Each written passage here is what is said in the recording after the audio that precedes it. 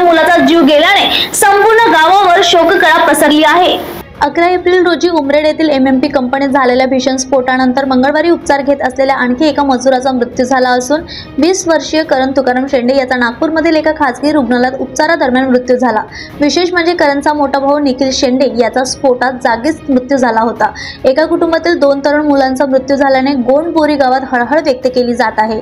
शेंडे कुटुंबावर दुःखाचा डोंगर कोसळला असून या अपघातात एकूण 13 मजूर जखमी झाले होते। त्यापैकी 6 मजुरांचा मृत्यू झाला असून उर्वरित 8 जणांवर उपचार सुरू आहेत।